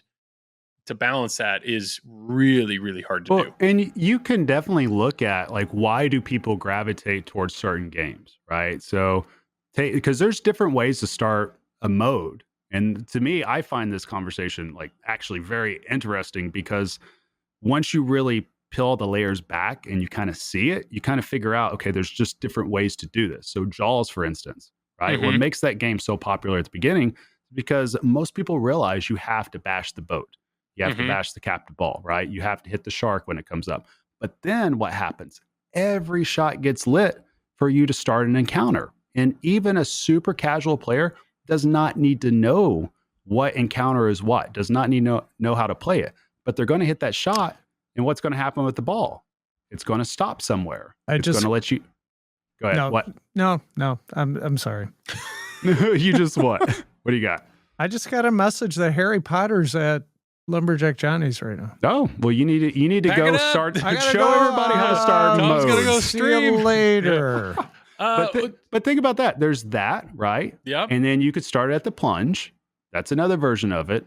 Or you could start it at a scoop. Or that's what I was going to say. Like, there's different versions of it. Is it unfair? Here we are critiquing Harry Potter to start a mode. You hit one shot, no qualifying anything. It's one shot. It's the scoop. It's kind of to the front, to the right. To start a mode in King Kong, you have to bash the gong. It's either once or twice, and then you have to hit a scoop. Yep. We're okay with that. Is that just because that scoop happens to be further back? So it's an easier to hit target, or why are we okay with Kong's mode start? I can list 2 reasons for that. One, let's face facts. Kong is not as strong of an IP as Harry Potter. And I say this as working with a company that primarily sells Stern Pinball. If you put King Kong and Harry Potter next to each other, and you bring a family up that knows nothing about pinball, more than likely they're going to pick Harry Potter. Correct. Just on theme alone. Alone, right? Yeah. So that's another thing. The second part is, like you said, shot location. On a pro, that's super easy to backhand. Super easy to hit. You can get into it pretty good. Like obviously premium and LE, a little bit more difficult. And we've talked about that difficulty. Yeah. I mean, it just is. But there's different versions of this. Like Elwin's done all kinds of versions. Like you look at Iron Maiden. It's center ramp. Hit it up to center ramp. Yeah. And then you hit different shots, you make a progression, you hit the center ramp. Right? Like that game is squarely designed for like pinball players. Like, because that was his first design that he had before he even got to Sturt. Right. And so you look at other things like, take for instance, Avengers. It's just spinning a disc and then hitting one ramp. Every Dwight Sullivan game is going to essentially be ramp, scoop, or ramp. Yeah, it's ramp, and then one other shot, and that's Turtles, D&D, Star Wars, which is perfectly fine for So what I don't want to get twisted, it's perfectly fine for pinball players because we all accept that. Yeah. We're all used to it. That's like the baseline foundation for us to understand how to start, how to get into it. What I'm looking at is not this demographic here that will do it anyways and be fine doing it. I'm looking at this demographic over here that's discovering pinball, figuring it out, and having it be accessible for them. Because if you can have either version of this, because you have the software, you could change the rules up. Why would you not want the most accessible version on locations for players or for people to buy it and play it at home? Like I've talked to too many people that have bought certain games and been so frustrated they just stopped playing it altogether and they just sold it. Tom threw his hands in the air. What? It's not even set up yet. Oh, he can unbox it. He can do so much. He's ready to wrap it up. He can do all kinds of content on it. We're gonna wrap it up in less than 30 minutes, easy. But that's just a game theory point of view. I agree. Like I saw the same thing on Dune. When I played Dune, you got to start at the scoop too. Yeah, right. And that's supposed to be a cinematic thing. Is there a game that you start a mode right when you plunge? Guardians. Okay. And that and that game still does very well. Like it crushes on location. You have the sounds. Like I had a Guardians on route, and I love Guardians. That sucker made like double what it was, and this is after it came out too, right? I mean, we can I still see people buying pros for $8,000-$9,000 if they can't find one. Like it's not like we look at the art. And we're just like, okay, it's like, it's what it is. So that's not necessarily a big seller. Marvel, Star Trek, Star Trek, you do the same thing. I mean, it happens. It's there. Yeah. So my question, okay. So Harry Potter, it's arguably one of it's probably like the biggest, people have said it's the biggest theme for pinball that hasn't already been made into a pinball machine. I think you could compare that to Star Wars. Like Star Wars, the movies, biggest theme. So Star Wars, if somebody steps up to Stern Star Wars, they're expecting to see movie, right? To qualify or to experience, I know you select your character, Leia, Han, whatever, and then you plunge and it goes straight to the left outlane. Then you plunge again and you start to play. What is it that you have to do in Star Wars to start seeing parts of the movie, to start a mode? Is it ramp or what are you hitting? No, you got to just qualify planets. So you could either do or certain features, like there's the Death Star shot. You hit that so many times to qualify that. Indoor at the left ramp, so many times to qualify that. Hoth, which is the horseshoe, you got to hit that so many times. You're going to flail. A casual player's going to flail around. On it, and there's a scoop with Tatooine, and nobody aims after that at the very beginning. So imagine Star Wars if you had to start the modes at that scoop instead. I agree, but I'm saying, do you feel that casual players just flailing around, hitting random shots, do you feel casual players get to experience Star Wars? Do they get to see the movie? No. And it sells a lot on theme, but I've lost track how many people I've talked to that still have no clue how the multipliers work. They've never seen a planet mode like the final thing. They've never seen getting that. through 3 modes. Okay. I've talked to people that didn't even know hyperspace multiball was a thing. They have no idea what it is. So this comes back to you need to design. We're giving passes to King Kong and Godzilla because if somebody steps up to Godzilla, they don't immediately assume I want to battle something. They don't assume that. They see building, they want to break building.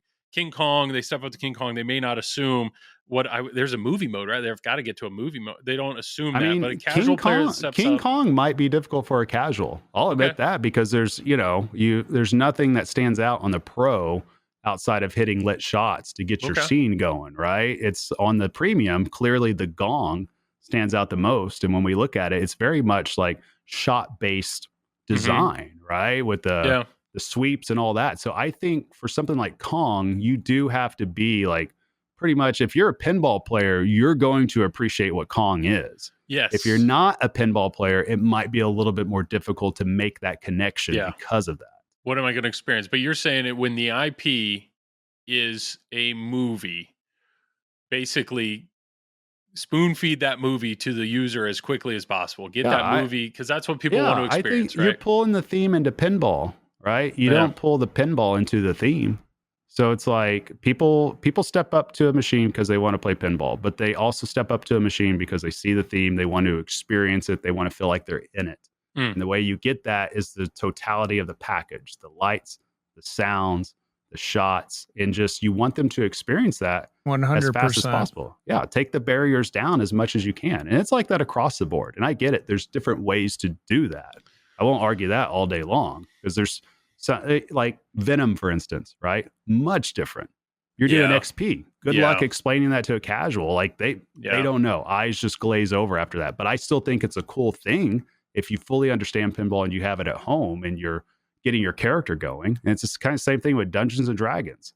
I don't know any casuals that fully understand what's going on in that game. Like it's not easy to understand all the rules because a lot of people, it's like drinking out a fire hose. When you start getting rules and you're talking to people, you're trying to teach people. So, and that's when you steer them to the Flipping Out YouTube channel, right? To all my tutorial videos. You just all that. Send them the link right to it. You might as well take the glass off and see. The hell are you talking about, Joel? You haven't seen my you'll love them. You'll love them. They'll teach you so many good things. The glass off tutorials. True. I think it just boils down to, guys. I think it's just game theory, design preference, and rules preference. And there's many ways to do this. Like Evil Dead. Like, how do you do it on Evil Dead? You got to hit the ramps, right? In order to qualify a mode. Yeah. And then you got to hit underneath the right ramp. Well, there's white shots. And once you hit enough white shots, then you hit underneath the ramp. Right. So it changes as the game goes on. But same. Yeah. And nobody complains about that. Nobody's saying modes are too hard to play on that. You know what I mean? So because there's just everything is lit essentially, and then then the ramp pops up and it's a relatively easy shot. Right. There's different levels of accessibility, and something that may seem easy to us isn't as easy to somebody else. You can't always assume that. And that's what Jared, the reason he stayed normally. So when we wrap up the stream, it's midnight. Sometimes he's like out and he just leaves. But he stayed, he didn't leave till after 1, like, cause we were talking about the game and it got into rules and game theory and all this stuff. And what he loves about Evil Dead was when you're in a mode, that is your focus. Everything on that screen, all the audio you're hearing, everything is that mode, and you're getting clips and audio and it's full screen and it's huge. And you're in that mode. Sure, you can bring a multi-ball into that mode, but I don't necessarily think the multi-ball overpowers the mode. It's prioritizing the mode. So he's loving it. That's what he loved. That's what he loved about Evil Dead, the experience that he had in Evil Dead. And I understand, you talk to different people, and some people, what they don't like Evil Dead is they see design flaws in the layout, or they're just like, I can't get over this and this and this. But that's what makes pinball fun, right? Everybody can like games for different reasons. Yep. You're not going to please everybody. No. But I definitely, Tuesday night, I came away after playing that game for 3 hours and learning it and discovering it and starting to really appreciate the different aspects of it. I came away from it going, I might have to own this game one day because I know my wife loves it. But then I was surprised the very next day for Jared to be like, he wasn't in love with it the way I was, which is fine. but he's also not in love with it the way my wife is, because it's Harry Potter. He doesn't have that attachment to Harry Potter. So to him, it's like, that's a good game, and I'm excited to play it more. But I do think there are limitations right now in the way that the code is structured that is keeping him from potentially enjoying it deeper. But and it could, it could very well be isolated too. I mean, I do believe that they would move more units. The more accessible it is, the more people discover it down the line. Like once retail realizes this machine exists, like a year, 2, 3 years from now. But the game is selling gangbusters right now. That's what I wanted to give you. So so pinball people are responding to it anyway. So mission accomplished. It's easy. I mean, I respect Tom because look at him. He's a respectable, honorable, amazing human being. It's easy to love and respect Tom. Travis is a challenge. But what I can do, Travis, is I do actually respect your takes from a marketing and sales perspective, because this is actually what you do and think about all day, every day. There has been some criticism with Harry Potter and the marketing campaign, the rollout campaign that was Harry Potter. At the same time, I've heard from a lot of distributors, this is the best-selling game they've had since like Jaws. It's selling amazingly well. So I'm not going to say marketing expert, because that's dumb. You, with the experience that you have and the job that you do on a daily basis, what are your overall thoughts on the marketing rollout or the overall sales of this game? It's perfectly fine. Like it's doing what it's doing. I think a lot of people in pinball content, and I'm trying to say this delicately without hurting some feelings, but you only know what you know. And unless you're inside the industry and you're seeing the actual numbers, you're understanding how these games are truly manufactured, how the shipping goes, how the insurance goes, how everything goes to make this whole machine go the direction you want it to go. It's very easy to sit by, second guess, wonder, why didn't somebody do this? Why didn't somebody do that? Like we talked about it. I think Stern kind of laughed about it during Kong, when it's like, people are like, well, why didn't you include the Empire State Building? It's like, oh yeah, we didn't think about that. Why did we totally forget about that? Yeah. So there's lots of parts to this, but I think a lot of people, when they think of marketing and pinball, I think we miss the boat entirely, because it's not about marketing one product. I truly believe it's about pushing a brand, because a product only has so much shelf life, and these companies are producing multiple products. It's not just one pinball machine and that's it. There's merchandise, there's accessories, there's updates that they push out. They push it to locations, they go to expos. Like it's not just the single product itself.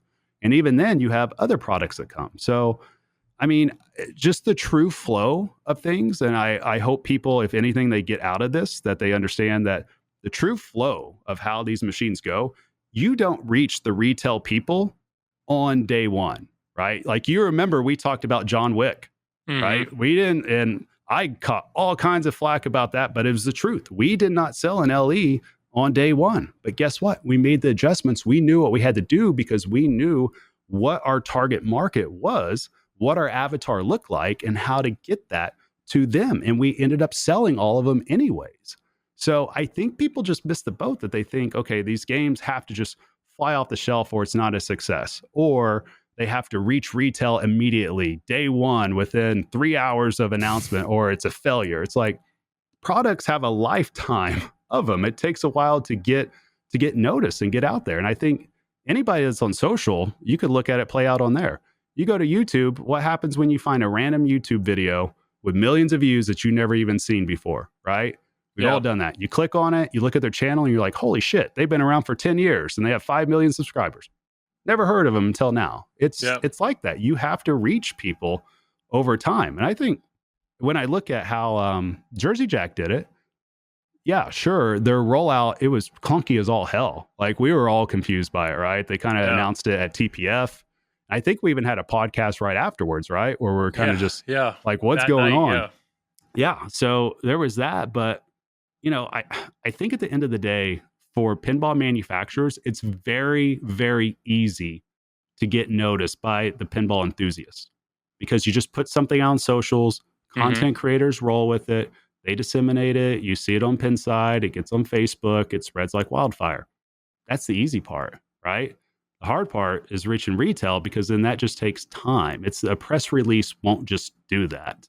There's just no way that it will. But I think people need to understand how important it is, though, to reach the pinball enthusiasts and crush it those first 30 days, because we're the biggest cheerleaders, right? Like we're the ones rating the game, talking about online.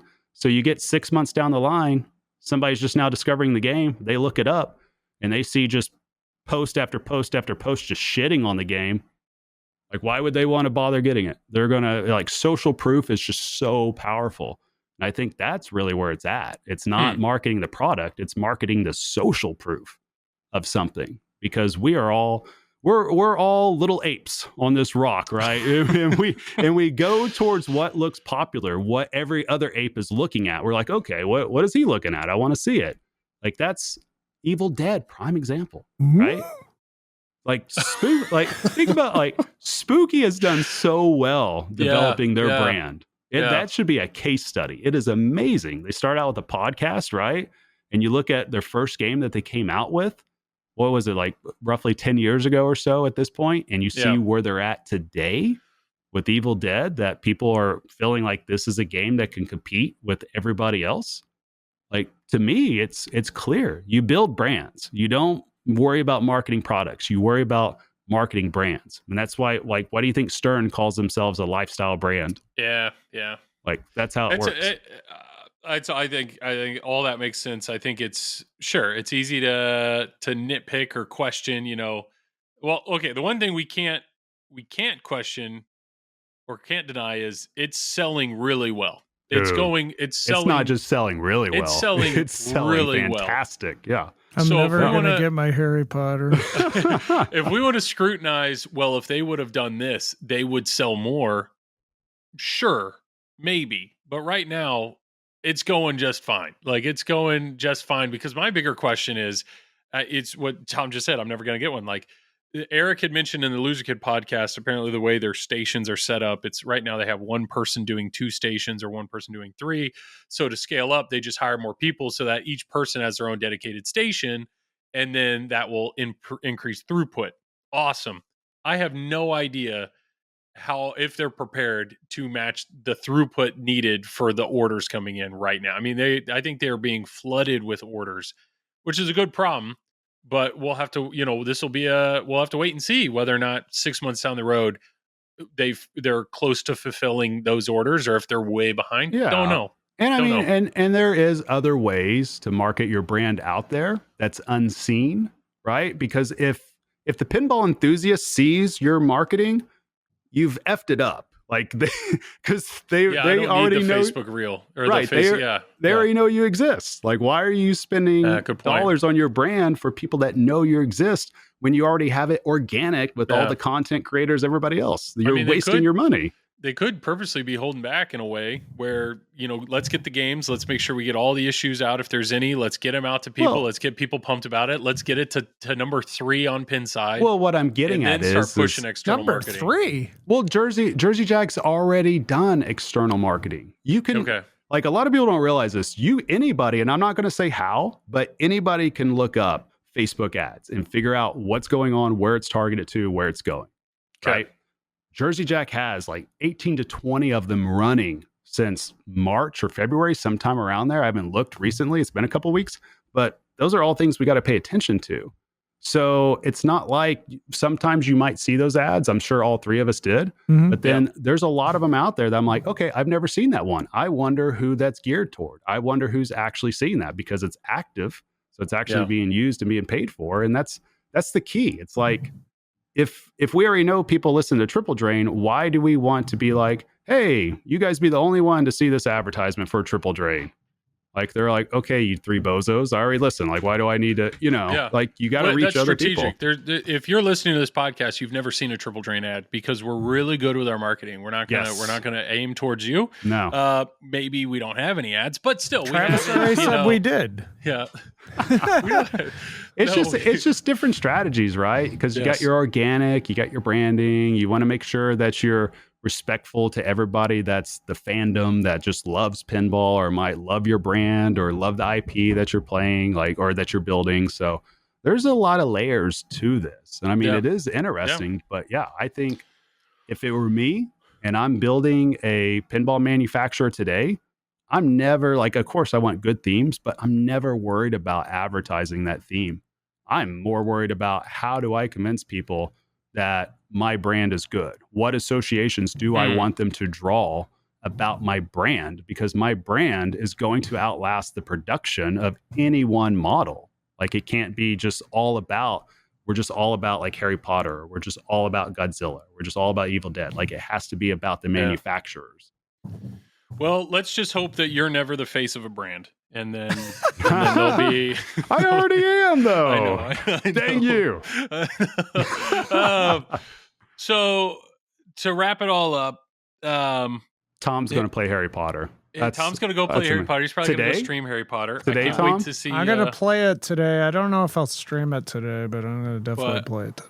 I'm excited for you to play it, because maybe he'll come back and be like, you guys are all wrong. This game's incredible. Or he may... I'll be I shot the scoop 50 times. I don't know what your problem is, Joe. I canceled my wizard order and I got a CE. That'll be time. That's what I'm afraid of. Well, I mean, they're unlimited, right? I think that's true. Or they're limited, Game. unlimited. I don't know. It's a beautiful game.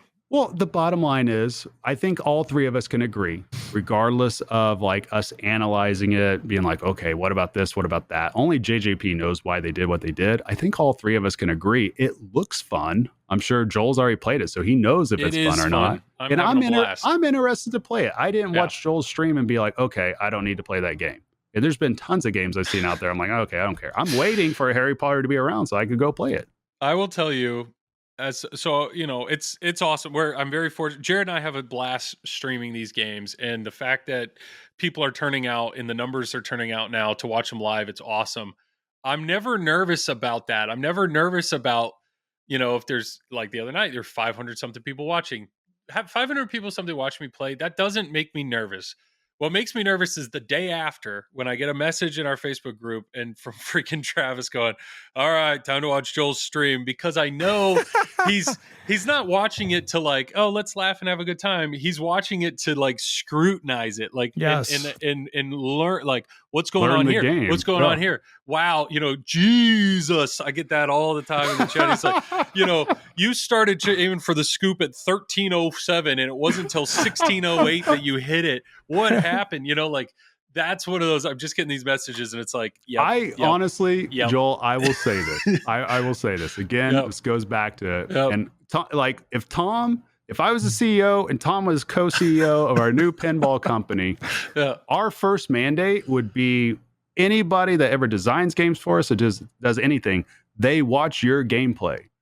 And the reason why I promise you, the reason why I say this is because you are above average overall compared to everybody, but you're obviously not elite, which is fine. I'm not elite. Tom's not elite. Those are like the top 10. Like those are like the Eschers and everybody else that just have like S-tier god blood running through their veins when they flip, like Zoll or somebody or Johannes. But what I'm saying is that when I'm most excited to see you play and see how you react to these things, because it gives a baseline for what the majority of people are going to do on the game.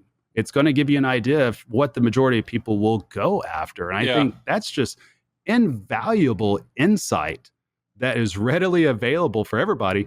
5 years from now, or 5 years ago, probably not as widely available. 10 years ago, definitely not available. So today, seeing that, like, I think that's a good thing. And that's why I always like watching your gameplay to see it, because I know if I want to watch somebody that might approach it a little bit different in terms of maybe looking at scoring, like I'll watch Tom, or I'll watch like a tournament game, or I'll watch Carl play, because Carl does that. But when I see somebody just trying to experience the game, trying to progress through the game, that is the majority of people. The majority of people just try to stay alive and just see progression. So I'm always curious about that, because I want to see those things happen, because if they're happening, go ahead, Tom. And you want to see the joy on Joel and Jared's face as they play a game. Absolutely. Like I gave Joel shit. I gave Joel shit for thinking he completed the Ron targets when he didn't. But you know what? Damn it, he was happy about it. That's all that matters, right? Yeah. No, it's fun. We have a ton of fun. So thank you. But we should probably wrap it up. Tom's gotta go play some Harry Potter. yeah, What movie are you going to play first, Tom? Sorry, I got to ask him, Joel, before he goes. I don't know. As soon as I hit the scoop, probably Goblet of Fire. I think that was my. Is that the fourth one? Yes. Yeah. That was my favorite movie. So. Yeah. Why? Was it the Goblet? It's cool. The fire. Was it the fire? It's the fire, wasn't it? Yeah. He lights every drink that he drinks on fire before. That's just the world that Tom lives in. And it's all goblets. He only drinks out of goblets. Tom walks into I can identify with this movie. Hell yeah. Yes. I'll have a water, but in this. Thank you. This is what Oktoberfest should have been. My God. What I will say, if any listener has a Harry Potter on order, I think you will enjoy this game. I think you will enjoy this game. I'm excited for you to get the game. I'm not trying to, sway your buying thoughts. It's just I'm really enjoying what's here, but it is 0.7 whatever, and there's a ton of time for them to tweak and adjust and make it more whatever they want and add this. So I think feedback, constructive criticism is valuable. I hope JJP's listening to this, and if you have more questions, call Tom, because he's going to play it in a few hours, and Tom knows best. So yeah, let's plug it up. We'll start with you, Tom. Go for it. I am Tom. I run Fox Cities Pinball and Triple Drain, sort of. Goodbye. Perfect. Nice. Fox Cities Pinball. Check his stuff out on Silverball Swag if you want merch, or Fox Cities on YouTube and Twitch. Travis, plug away. Nice. Well, you can find me here as the face of the Triple Drain Pinball podcast. And then I'm also part of the Pinball Company. We do some content there, but we recently just shifted over branding to pinball.com. So you'll see me do pinball.com stuff, going to expos under that banner and all that. So that's singular, good right? Pinball.com. Pinball. Pinball.com. Just that's awesome. PINBALL. .com. You practiced that, didn't you? Did I nail it? I hope I did. I've been looking in the mirror and doing that a lot. Yeah. Count your L's. Make sure. Okay. No. And then I'm Joel. I do the Flippin' Out Pinball stream every Wednesday night with my brother Jared on the Flippin' Out YouTube channel. I also do tutorials. There's a King Kong tutorial up there, and then I just filmed a Simpsons tutorial, which will hopefully be up soon. And then I'll be filming a Harry Potter tutorial before this goes. So those are a ton of fun. And thank you so much to the Patreon supporters we have. You can check us out on Patreon. I know we don't do a ton, it's not like the Patreon people get all these exclusives or anything. And that's the thing that I'm very grateful to you guys, because you support us, even though, we've really only been recording monthly. But that financial support has been awesome. We just had to pay for Zencastr the other day, and it's nice to support the podcast. So more thank you so goblets much for for Tom, and more rims for Joel's golf carts. And Silverball Swag. There's people keep buying the merch, which is awesome. So thank you for all the people that support us there as well. So this was fun. And like always, Tom, you get the last words. Go find a Harry Potter, play it, cherish it.